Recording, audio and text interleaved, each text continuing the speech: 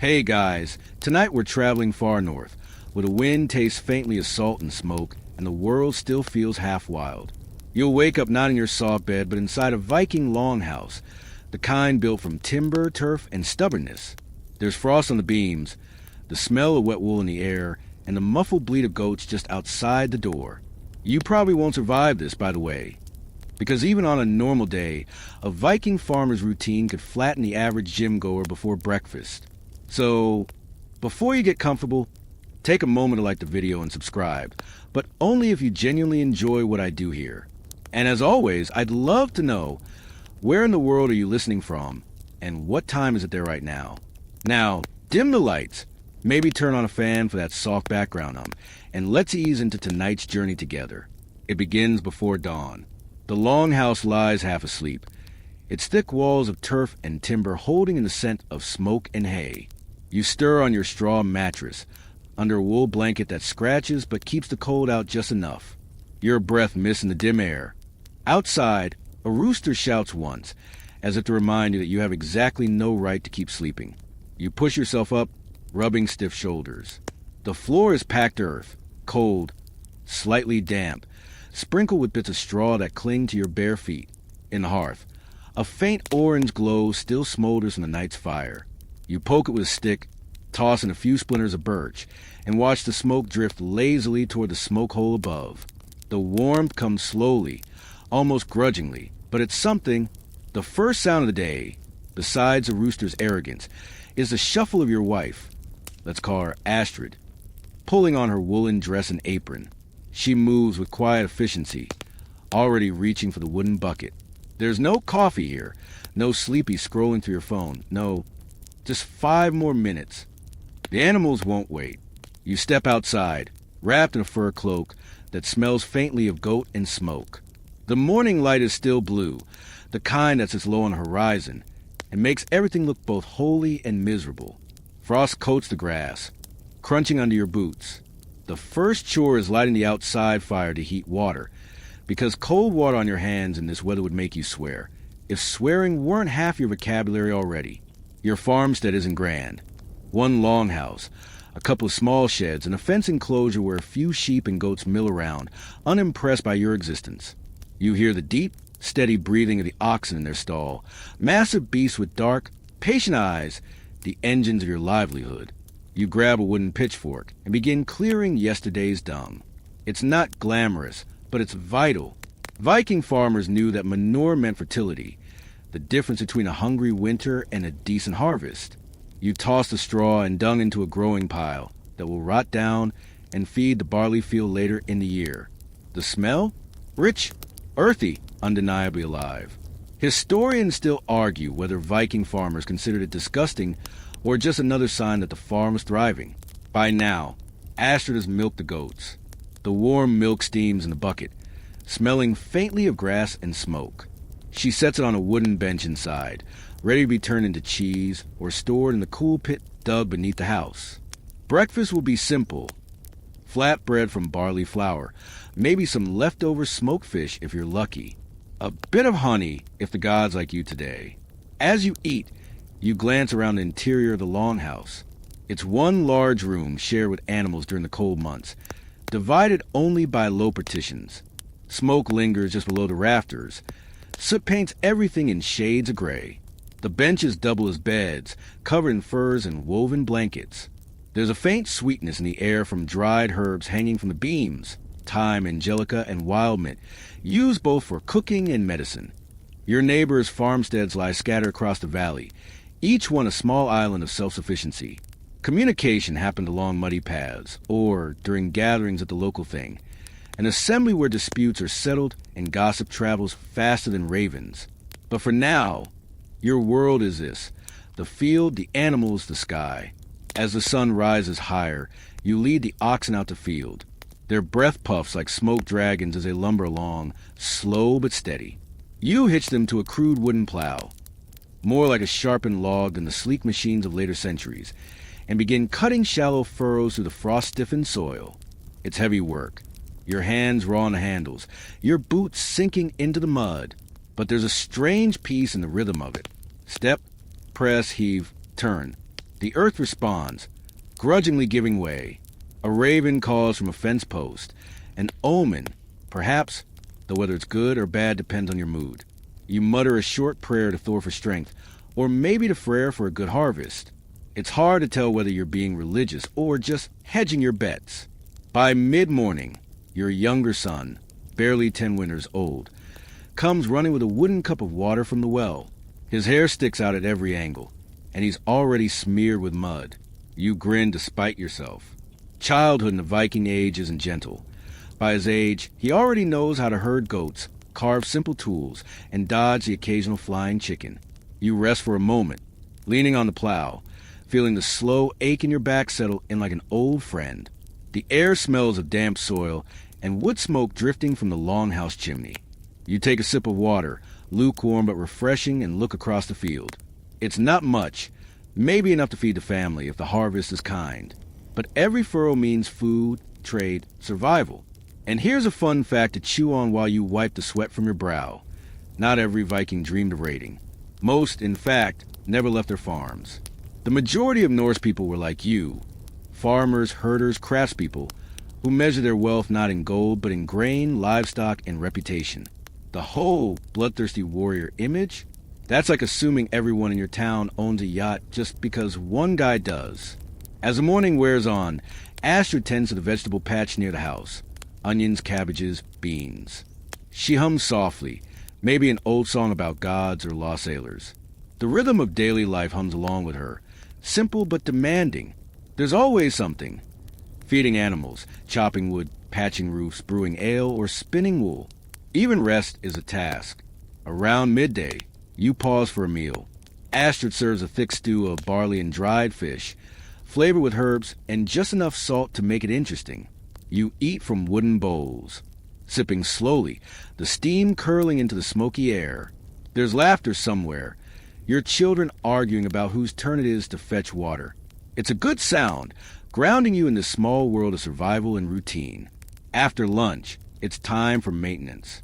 You check the fences, hammering in wooden pegs where goats have tried their latest escape attempt. One in particular, your troublemaker, Hornibjorn, seems to view fences as a philosophical challenge rather than a physical barrier. You mutter something unflattering about goats in general, which makes Astrid chuckle from across the yard. The sun creeps toward afternoon, casting long golden lines across the landscape. Shadows stretch. The air thickens with the scent of hay and damp earth. You feel the fatigue in your arms, the kind that's oddly satisfying. The kind that says, I did something today. Inside, Astrid starts the fire again for evening cooking. You'll have more stew, perhaps with some wild herbs she foraged, and maybe, if you're lucky, a bit of ale from last week's brewing. The day ends not with leisure, but with a gradual slowing.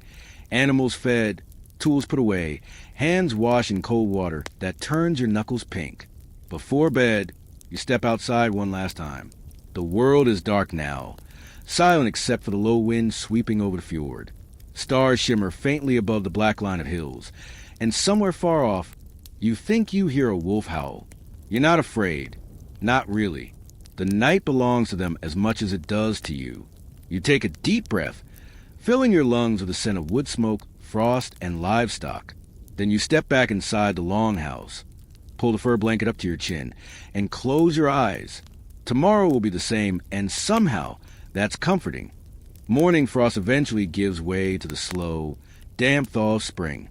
The fields that once crunched underfoot now cling to your boots in thick ribbons of mud. The air is heavy with the scent of earth waking up, rich, wet, and alive. This is when everything begins again. You walk the boundary of your land, wooden staff in hand, tracing the same steps your father did and his father before him. It isn't much, just a few strips of barley and rye, a meadow for hay, a garden for herbs and cabbages, but it's yours. And in the Viking age, that meant something profound. Ownership wasn't about coins or contracts. It was about legacy, about leaving behind soil your children could still till when you were bones in a mound. Barley is your lifeblood. It's what you eat, what you brew, what you trade. Every seed pressed into ground carries a prayer. Let the frost stay gone. Let the rain come just enough. Let the sun be kind, not cruel. As you sow, you speak these things softly, half to the gods, half to yourself. Your plowed team moves through the field, the oxen snorting clouds of vapor into the crisp air. The wooden plow creaks, cutting ragged furrows that seem barely worthy of being called straight. Still, each one is a line of hope. The smell of freshly turned earth rises, deep and primal, reminding you of the strange intimacy between humans and soil. When you pause to rest, you glance at the horizon. Beyond the field lies a fjord, blue-gray, cold as iron, and beyond that, the endless sea. You know men who have sailed it, returning with strange stories and stranger goods. Silver bracelets from the east, glass beads from distant lands, silk softer than anything woven here. You envy them, perhaps, but not enough to leave. Someone must stay to hold the ground. Someone must keep the hearth lit. By midsummer, the world hums with life. The days stretch long, the sun barely dipping below the horizon. The grass grows tall enough to brush your knees. Bees hum around the clover, and the air is thick with the scent of pine and sea salt. It's time for the hay harvest, a frantic, beautiful race against weather. You and your neighbors work shoulder to shoulder, cutting, turning, and stacking hay before the rain can spoil it. The air rings with the sound of scythes, the rhythmic shhhk, shhhk of blades slicing through stalks. Sweat drips into your eyes. Your shirt sticks to your back. And yet, there's a strange joy in it, a collective momentum that carries everyone forward. Children dart between the stacks, laughing, gathering armfuls of loose hay to pile into crude forts. The older ones drive carts, haul bundles, or fetch water. The women spread and turn the cut grass, singing old songs that blend work with worship. There's no separation here between labor and life. It's all one continuous motion, one shared breath. When the day finally ends, you gather around a bonfire. The smell of roasting meat mingles with wood smoke. Someone plays a lyre, its notes weaving to the night air like a thread of gold. Cups of ale are passed around. Laughter rolls across the meadow. And for a few hours, everyone forgets the weight of survival. You drink to the gods, to good weather, to the strength of neighbors, and to the quiet hope that winter will be merciful. Autumn arrives like a sigh. The light softens. The nights grow colder. The geese wheel south in ragged V's across a gray sky. The harvest begins in earnest, cutting barley, pulling root vegetables, gathering berries and mushrooms from the woods. The rhythm changes now, less frantic, more deliberate. Every motion has meaning. You thresh barley with wooden flails, the grain scattering like gold dust. You winnow them in the wind, letting chaff drift away. You store the grain in wooden bins, layering dried herbs to keep pests out. Every handful you save is a shield against hunger, a promise to your children that they will not starve when snow comes. This is also the season of barter. You walk to the local thing, the assembly, carrying sacks of barley, bundles of wool, maybe a few animal skins. In return, you might trade for salt, iron tools, or a length of fine linen. Deals are made not with written contracts, but with handshakes, oaths, and the weight of reputation. A man's word here is more binding than law, and when the work is done, the feast begins. At the harvest celebration, everyone gathers in the longhouse. The fire blazes high, casting flickering light on carved wooden beams blackened by years of smoke. Platters of roasted meat, bowls of stew, loaves of bread, and mugs of ale fill the tables. The air buzzes with talk, laughter, and the low rumble of drinking songs. A skald, a traveling poet, rises and begins to recite. His voice carries like thunder.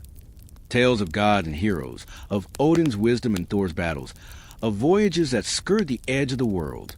You listen, your heart stirred with something you can't quite name, a mix of pride, longing, and the awareness that your own life, humble though it is, belongs to the same great story. Winter comes suddenly, like a door slamming shut. The fields disappear beneath a blanket of white. The animals are brought close to the house again, their warmth mingling with yours. The world shrinks to the glow of the hearth and the whisper of snow against the roof. Days blur together. Now the tasks are quieter. Spinning wool, mending clothes, carving handles for tools, repairing sleds. The long nights are spent in stories. Tales of trolls, sea spirits, and ancestors who still walk the wind. You sit near the fire, knife in hand, shaping wood into something useful while Astrid hums softly beside you. The flames dance in her eyes. Every so often, someone steps outside to check the weather or look at the stars.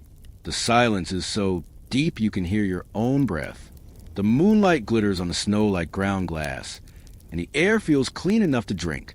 Inside, you pour a small cup of mead and whisper a few words to the gods, not as prayer exactly, but as conversation. Keep the roof strong. Keep the animals healthy. Keep us warm until spring. You know that beyond this small world of firelight and frost, there are raids, kings, wars, and sagas being written. But here, in your longhouse, the story is smaller and no less sacred. It's the story of endurance, of simple days stacked like stones into something that lasts. And when spring returns, as it always does, you'll step out once more into blue dawn, the smell of thawed earth rising like a promise. You'll start again, because that's what the living do. The day begins before the sun even peaks over the fjord, when the world is wrapped in that fragile, icy silence. You trudge across the frost-hardened yard toward the barn, boots crunching against frozen mud, and the animals, half awake, half resentful, stir at your approach. Chickens cluck softly, tails twitching, as if judging your sleep-deprived state. The cows lift heavy heads, eyes still dreamy, and the goats bleat a kind of resigned greeting. You might think that after years of tending to them, you formed some telepathic bond. But historians still argue whether Norse farmers genuinely talked to their animals or just anthropomorphized them to survive the monotony. Your first task is feeding. You push the hay through the troughs, feeling the rough, scratchy strands scrape against your palms. The animals approach in a clumsy, shoving herd. Their breath fogs the morning air, warm and damp, making your scarf cling to your face. You pat the neck of a cow, murmuring an old proverb your grandmother taught you. He who tends a herd tends his fortune. Maybe it's nonsense, maybe it's wisdom. It feels right enough for now. The chickens are next. They're surprisingly territorial, flapping wings and darting about in a chaotic ballet as you scatter grain. A particularly bold hen pecks at your boot, drawing a chuckle from you. You flick it gently, earning a squawk of indignation. Fringe Viking lore claims some farmers believed hens could foretell whether fed in a specific order, but you've never timed the feeding to cosmic signs. Still, it's an entertaining story to tell visiting neighbors, who nod gravely while thinking you might be slightly mad. By the time the sun peaks fully over the horizon, the animals are satisfied, or at least distracted enough to stop stomping your toes. You check the cow's udders, milking methodically into wooden pails. The rhythmic squeeze and the steady drip of milk into the container is oddly meditative. Some days, you swear the milk has a warm taste of the pasture, like grass and sunlight folded into liquid. Other days, it tastes of the lingering snow, a reminder that the seasons never truly leave you alone. Once milking is done, the focus shifts to cleaning and maintenance. Straw must be replenished in the stalls. Broken board are patched, nails driven with careful precision. One of your goats has a penchant for chewing on everything, from tool handles to wooden posts, a mischief that earns an amused eye roll. You toss it a twig, pretending to lecture on proper behavior, while inwardly admiring its tenacity. Life with livestock is a balance of authority and compromise. Historians still argue whether small-scale Viking farming truly required daily routines so regimented, or if sagas romanticize the diligence. After chores, you focus on the larder. Barrels of salted fish, pickled vegetables, and dried meats must be rotated and checked. You poke at a barrel of preserved herring, releasing a briny scent that curls under your nose. The smell is pungent but strangely comforting, a testament to survival. You inspect the seams of the barrel and tap on the lid. If it's hollow, it's spoiled. If it resounds like a drum, it's safe. Fringe sources claim some farmers whisper protective charms over their barrels to keep spoilage at bay. Probably superstition, but no less charming for that. You slice through a hunk of smoked pork for breakfast, laying it beside coarse bread. A small child, perhaps your nephew or one of your own, tugs at your sleeve, eager for a story about trolls or far-off lands. You relent, telling a tale of a sea voyage that ended in the hands of a drunken skald, whose only treasure was a jar of honey and a slightly wobbly boat. It's an exaggeration, obviously, but the eyes staring up at you, wide, trusting, and slightly sticky with sleep, remind you that even mundane mornings carry magic. Later, you check the sheep. Wool is precious, not just for warmth, but as a tradable commodity. One you as a small lamb, huddled close, fur damp and trembling. You cradle it gently, marveling at the small life's resilience. Some Viking manuals suggest farmers celebrated births with offerings to Freyr for fertility and bounty. You hum quietly instead, the soft tune more personal, more present. Historians still argue whether ritualistic blessings were common in ordinary households, or mostly poetic license by later scribes. By mid-morning, chores are done. The animals graze in their fields, tails flicking, ears attentive. You lean against a fence post, taking stock of the larder, the pasture, and the smoke curling from your neighbor's chimney across the valley. There is peace here, in the routine and in the care, a rhythm that anchors you in a world often threatened by storm, raiders, and the unpredictability of winter. And yet, the day is far from over. There are fences to mend, herbs to harvest, tools to sharpen, and if time allows, a small dip in the fjord because, well, bathing never truly goes out of fashion, even for Viking farmers.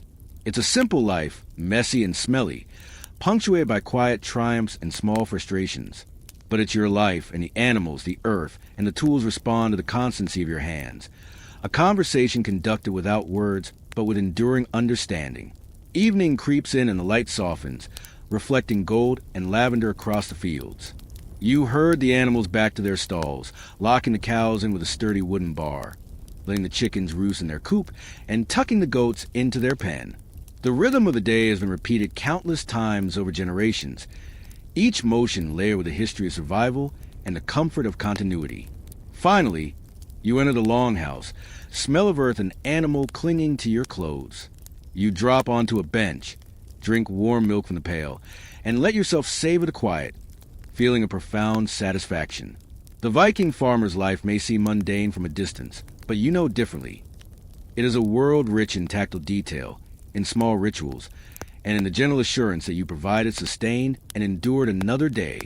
The morning light creeps through the smoke-stained window of your longhouse, catching on the dust motes suspended in the air like tiny golden spirits. You stretch, feeling the stiffness from yesterday's labor, and glance out at the yard. The frost is melted, leaving the earth damp and fragrant, a mix of soil and the faint sweetness of leftover grains. Outside, the animals are already beginning their morning routines, noses in the ground, tails flicking, and you step into your boots, knowing that whatever the weather brings, you have chores to do. It's a delicate balance between following the calendar and responding to the whims of the climate. Spring, summer, autumn, and winter each demand their own rhythm, and the farmer's survival depends on noticing the slightest signs. You trudge to the fields, feeling the thawed mud suck at your boots. Historians still argue whether Norse farmers relied more on instinct or on passed-down almanacs for seasonal planning. You check the furrows, feeling the rough edges of the earth crumble between your fingers, testing its readiness for planting. Your first task of the season is sowing seeds. Rows of barley, rye, and oats must be evenly spaced, each kernel a small hope for the coming months. You scatter the grains, hands dusty, back aching, while a faint breeze carries the scent of pine and river water. Some fringe sources claim Viking farmers would toss a handful of seed over their shoulders to ensure good fortune, a ritual likely more superstition than necessity, but comforting nonetheless. You chuckle quietly to yourself. Yes, the oats will grow, but it wouldn't hurt to respect a little magic. Next, you check the water supply.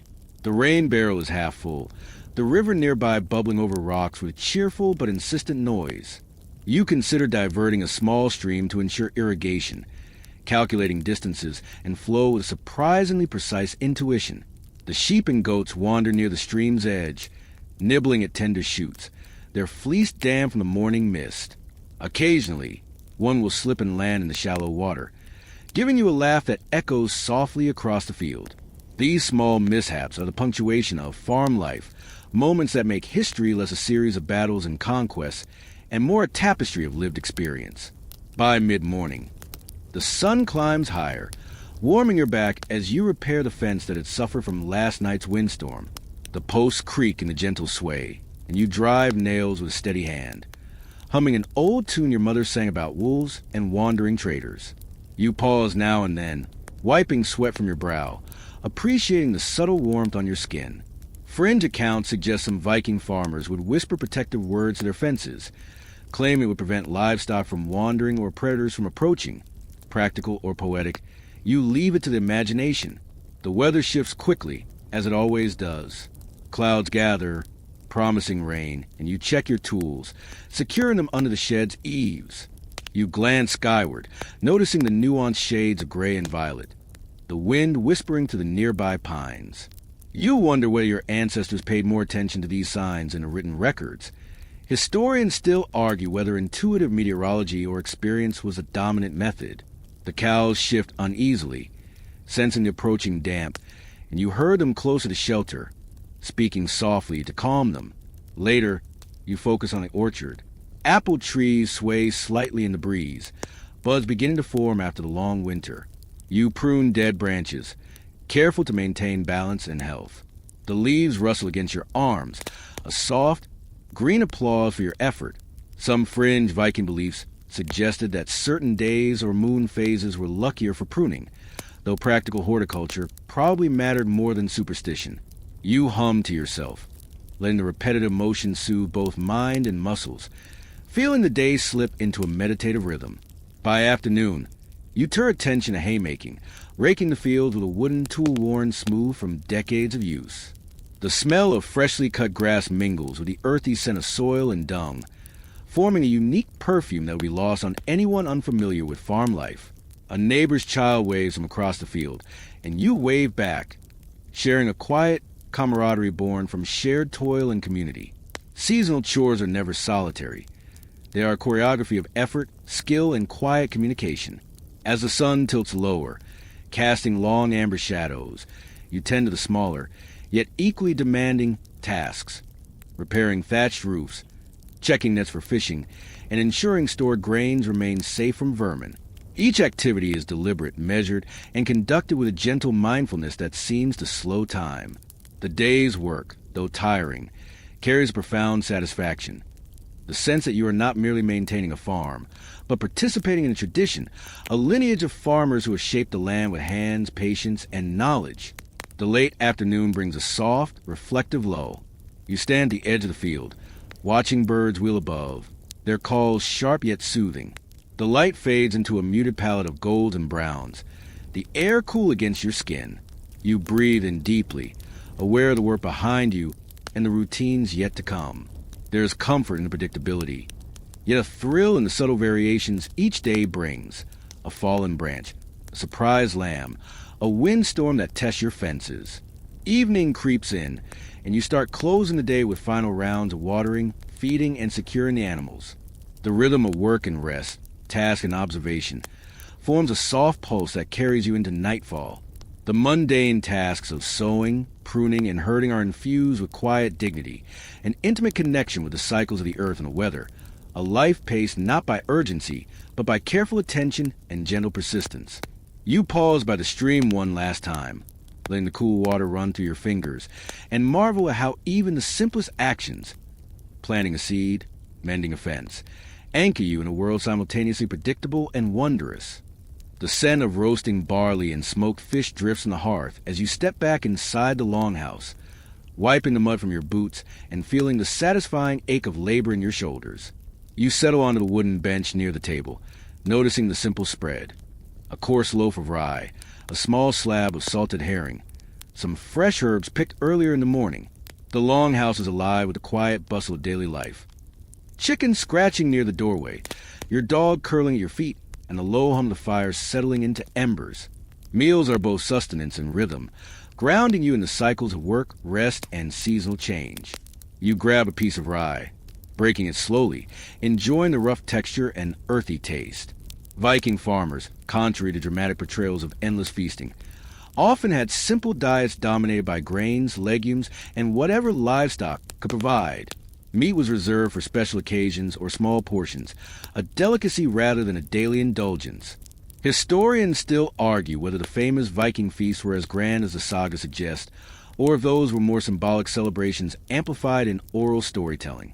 You dip the bread in a bowl of pottage, a savory stew of vegetables, herbs, and occasional bits of fish, savoring the warmth that spreads through your chest. While eating, your mind drifts to the small pleasures of foraging.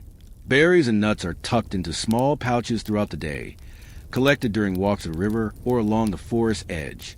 You nibble a handful of hazelnuts, crunching them slowly, enjoying the faint sweetness.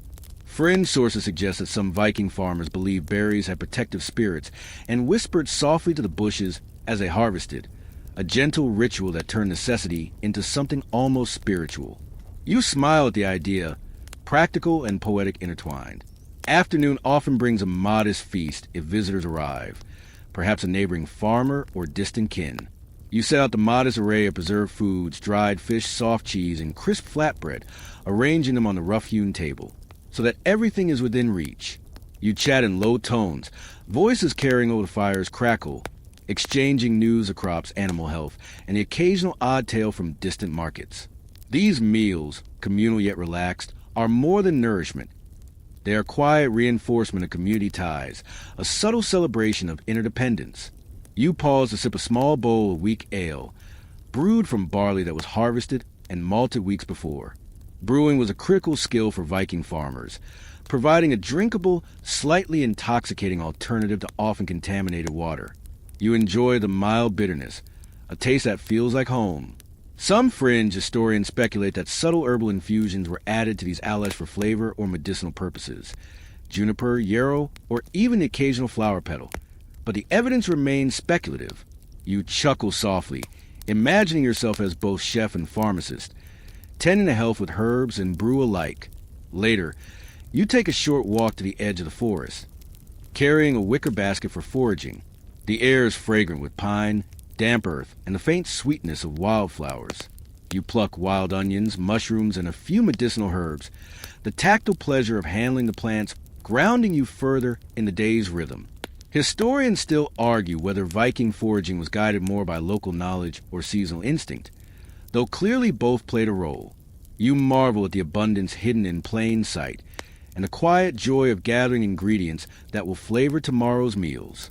Back at the longhouse, the animals are fed and the smoke from the hearth begins to curl lazily toward the rafters. You chop vegetables, toss them into the simmering pot, and let the aroma fill the space. A few stray sparks land on the wooden table, momentarily alarming you before you flick them away. Fringe sources mention that some Viking households believed that leaving a corner of the hearth bare invited good fortune, while others claimed it warded off mischievous spirits. Rituals layered over practicality. You decide the warmth and smell of cooking are charm enough. Evening meals are slower, more reflective.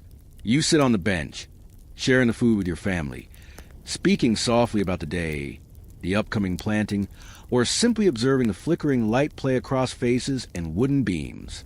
The simplicity of the fare emphasizes taste, texture, and presence. You chew slowly, feeling the satisfaction that comes not from extravagance, but from rhythm and ritual. Each bite is a reminder that life is maintained through attention, patience, and care. By nightfall, the last crumbs are eaten, the fire reduced to glowing embers, and you rinse the simple wooden utensils. The longhouse is calm, the day's labor settling into memory.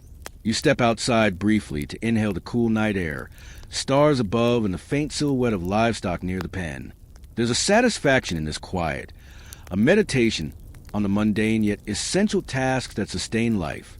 Meals, feasts, and foraging, simple, deliberate, rhythmic, form a steady heartbeat that carries you into sleep, knowing that tomorrow will offer new tasks, new discoveries, and new moments of gentle triumph. The morning light spills into the longhouse just as you push open a heavy wooden door, the faint scent of smoke from last night's fire mingling with damp earth and the soft sweetness of drying hay.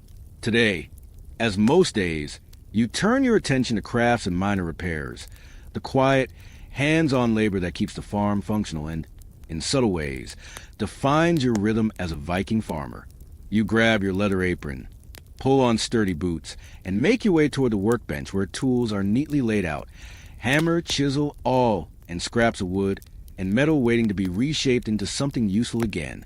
Some of your work is necessity, like mending a broken cart wheel or sharpening an axe that's dull from constant use. You tap lightly on the wood, feeling the vibration through your fingers, listening for imperfections. Viking farmers were skilled in small-scale carpentry, blacksmithing, and leatherworking, managing multiple crafts because help from specialists could be rare in rural homesteads.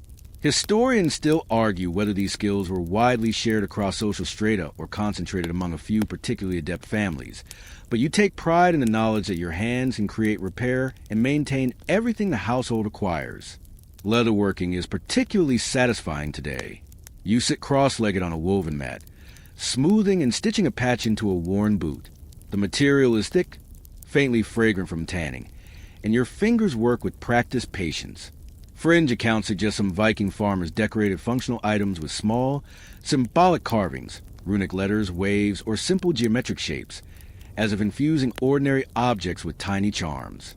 You pause, consider a zigzag pattern along the boot seam, and then decide to do it. The small creative flourish adds pleasure to the day's practical labor. Nearby, the younger children observe, picking up scraps of wood or clay to fashion their own toys. You smile as you watch them hammer and poke, imitating your movements with exaggerated care, insisting on safe distances from the tools.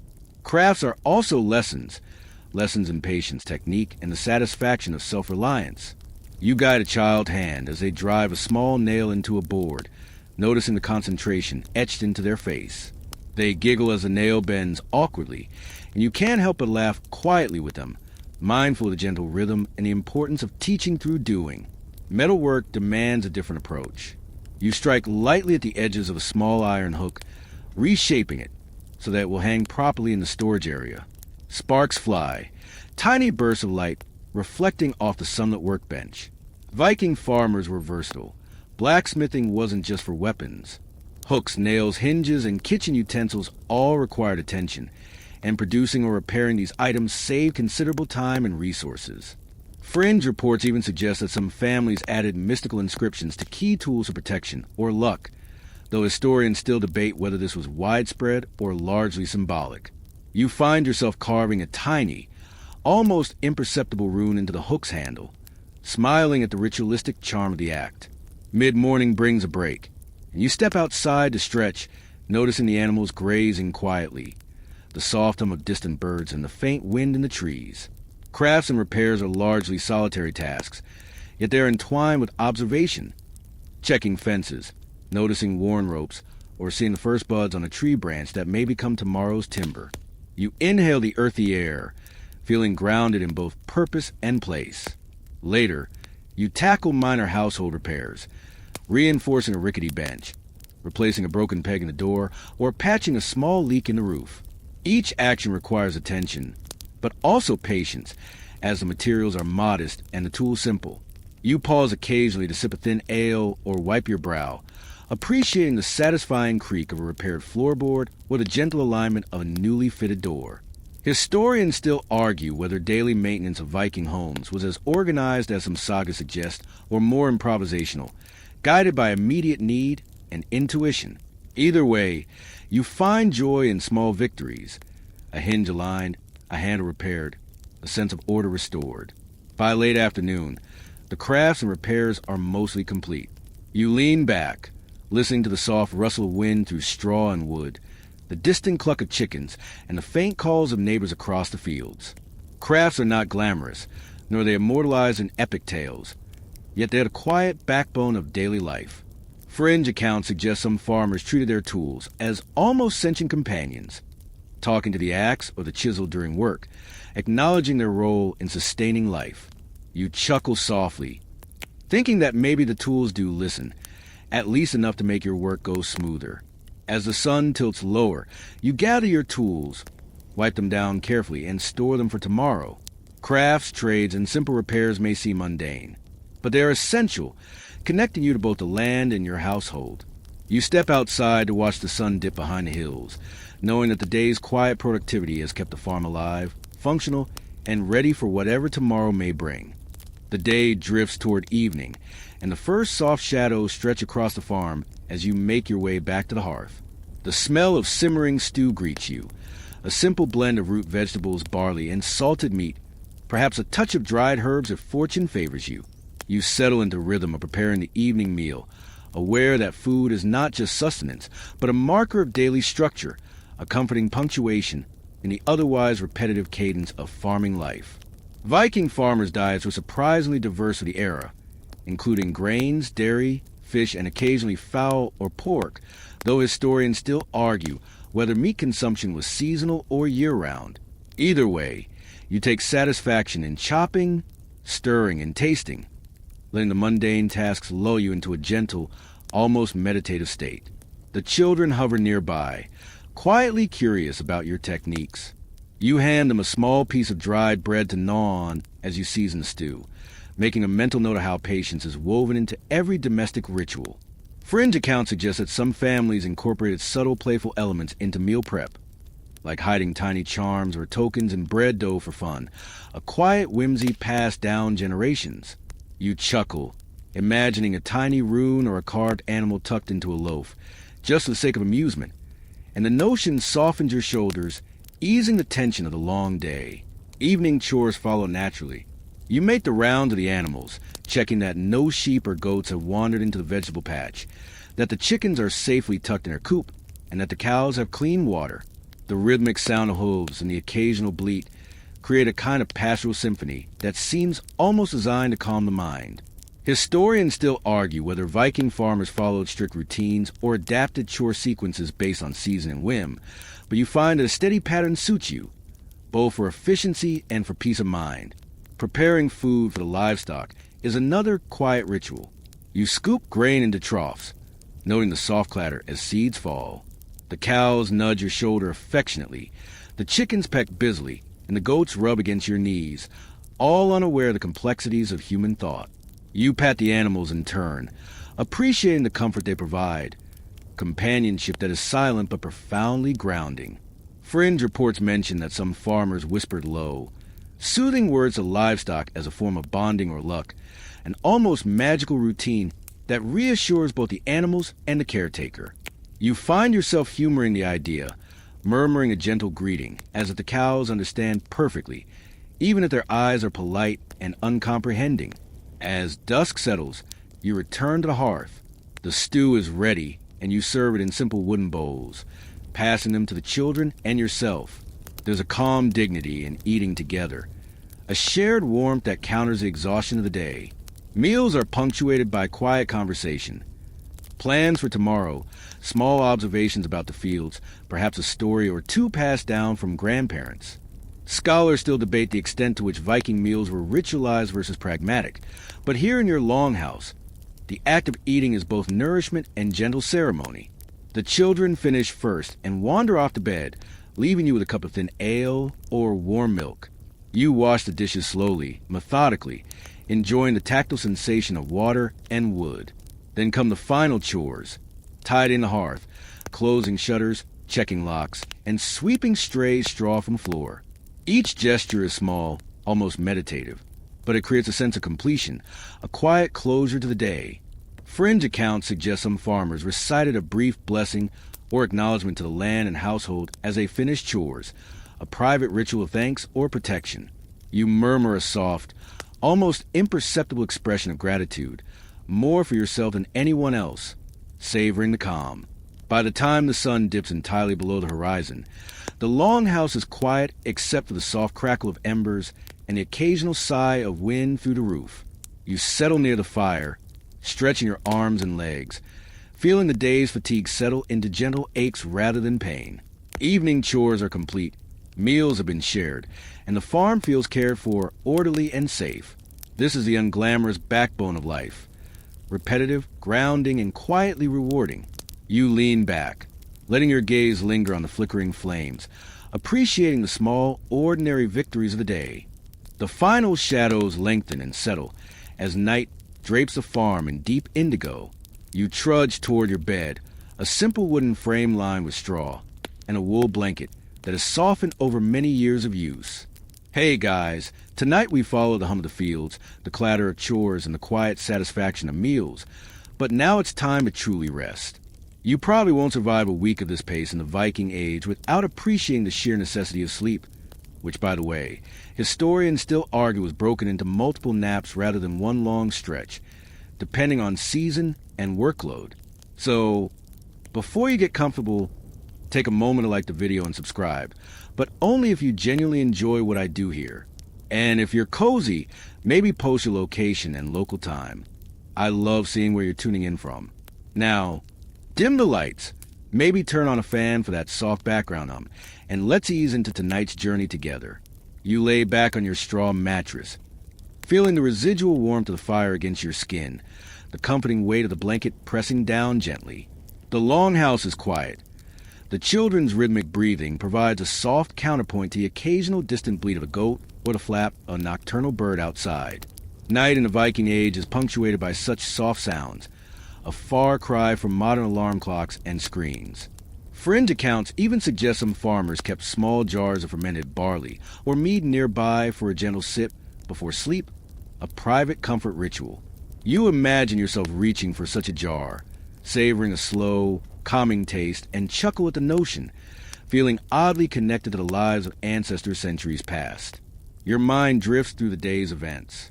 The sweat of morning labor, the patience required to coax crops and animals into productivity, the laughter shared with children, the quiet satisfaction of a completed task, all settle into a gentle, reflective hum.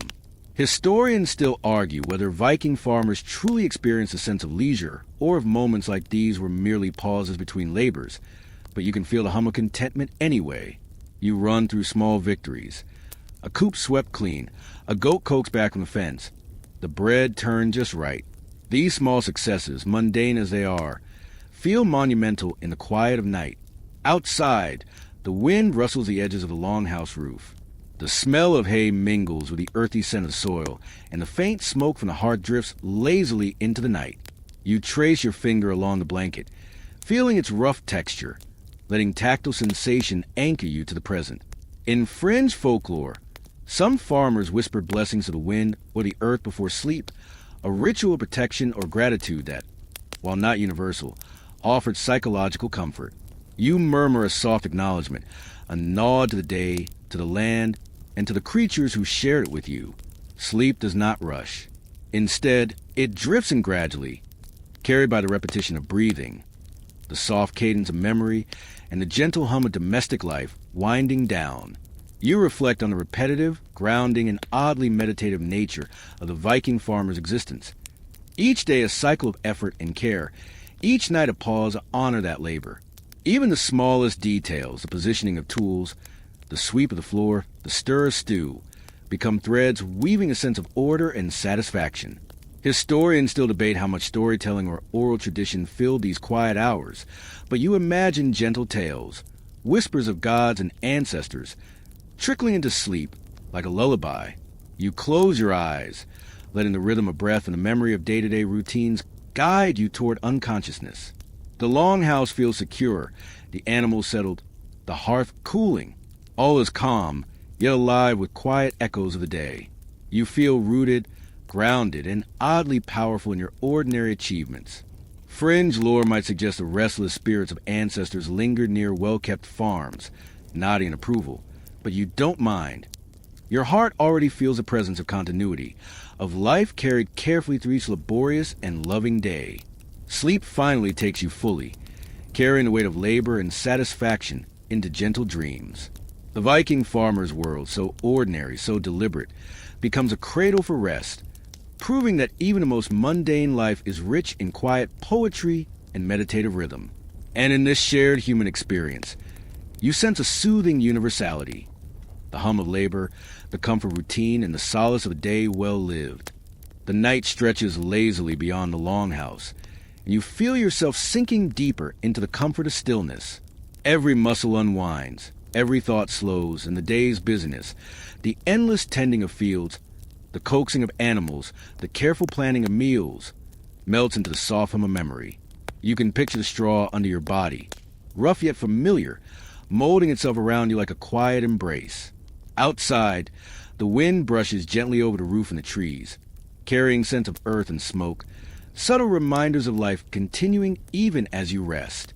Remember the rhythm of the farm, the goats bleating at dusk, the flicker of the firelight across wooden beams, the soft scrape of broom or shovel. All of these now blend into a soothing cadence that carries you further from conscious thought. You feel serene curiosity about the mundane routines of those who came before you, knowing that their lives, though simple, were full of intention and quiet satisfaction. The small joys, the perfect loaf of bread, a successfully mended fence, the laughter of children, linger in your mind like a gentle song. Historians still debate how much storytelling or myth filled the long winter nights, but you imagine the warmth of voices sharing tales that wove history into daily life. Like threads running to the fabric of night, your breath deepens, slow and rhythmic, carrying your awareness away from time itself. Fringe stories of Viking farmers' habits, tiny rituals, whispered blessings, a sip of fermented barley to mark the end of the day, add a subtle magic to your imagination, a reminder that life's small customs can feel sacred when done with care. You smile faintly at the thought, letting it drift away like a feather on a gentle current. The ordinary becomes extraordinary in the mind's quiet twilight, every movement and gesture a meditation. Softly, your consciousness sways like wheat in a mild summer breeze. You are grounded, safe, and completely immersed in the gentle world you have imagined. The longhouse, the fields, the animals, the firelight. All these elements merge into a warm, earthy cocoon that cradles you. Even the shadows of night seem friendly now, familiar companions keeping watch as you drift. There is no hurry, no urgency, only the slow unfolding of rest, the gradual release of tension, and the embrace of peace. Let the day dissolve completely, allowing your mind to float on the soft wave of memory and imagination. Feel the comfort of routine, the satisfaction of labor, and the quiet strength that comes from living a life rooted in purpose, no matter how ordinary it may seem. You are part continuum, a lineage of careful, patient living, and in that thought, a gentle reassurance settles in your chest. Breathe in slowly, exhale gently, and let the darkness carry you farther, deeper. The fields are quiet, the animals are calm, and the hearth is cooled to a soft glow that lingers in your mind. Here, in this space between wakefulness and sleep, you are completely at peace. The world of the Viking farmer fades into a comforting, rhythmic lullaby, and you let yourself float along its cadence. Sleep comes easily now, wrapping you in the quiet satisfaction of a day well lived and the calm certainty that the cycles of life will continue, patient and enduring. You are safe, grounded, and gently guided toward dreams as soft and ordinary, yet as profound as the life you've wandered through tonight.